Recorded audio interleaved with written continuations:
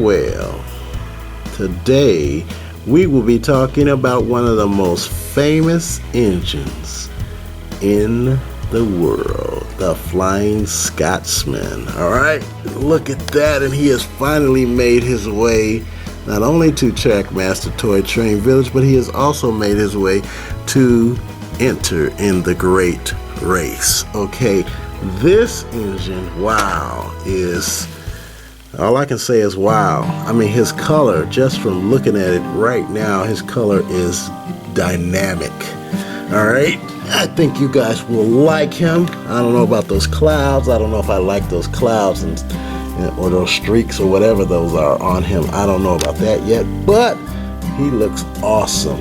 And the only way for us to do this is to go ahead and unbox him, get him out on the track running, see what he has to offer. If you need to know more information about him, be sure to check out the Tomas Wikia. That thing has a ton of information about the Flying Scotsman and how he was the first engine to go 100 miles an hour, and there's a bunch of other stuff. Okay, so he is famous around the globe. Okay, and even his tender here has LNER. I think that stands for London Northeastern Railway. Okay, so this engine also is related to one of your favorite engines in some kind of way, which you will see in the movie. If you don't know already, he is supposed to be the big brother of Mr. Gordon, fastest and best. Okay, so we are gonna unbox him right now. Okay, and there he comes. Oh, look at that. So now, since he has, what, 2 tenders, okay? He's got 2 tenders. We're going to take our time and look at these in detail. All right, we'll start with the rearest tender. Looks like it's got a rear door or something on it. But there's where his tail light goes, right there. And his 2 buffers are right there. We'll paint those guys, but this little cloud stuff on him, that's what this is. Okay, so here he is. That's tender. The second one has the number 4472 on it. See that? And then,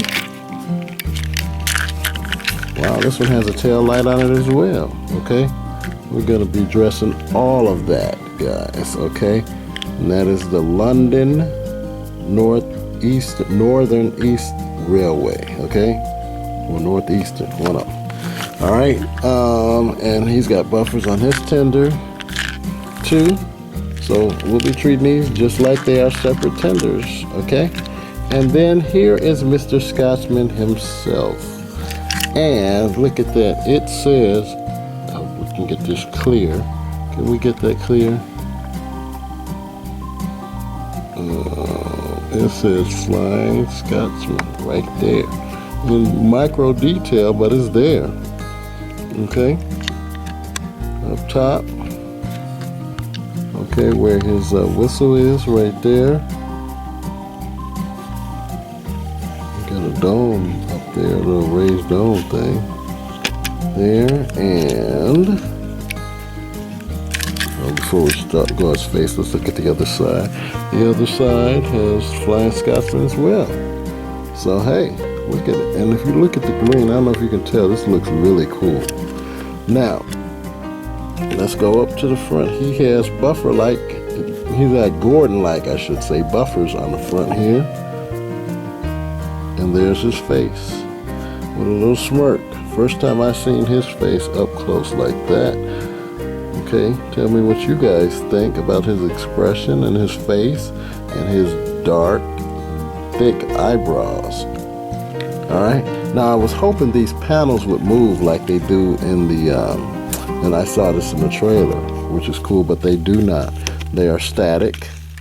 And he has lamp posts, but no lamps down there. We're going to have to find him a couple of lamps and make him look kind of snazzy like he should, right? Okay, so this is Mr. Flying Scotsman. We're going to get him hooked up to a couple of his tenders, no pun intended, and get him running, all right? Tell me what you guys think of the Flying Scotsman, and are you excited to see him in the upcoming movie, all right, The Great Race? I know I am, and I know Mr. Michael was like, who is that engine? Who is that? And I said, yeah, you're going to know who that is. So he's going to be looking forward to seeing Mr. Scotsman on the track. All right? Okay, cool.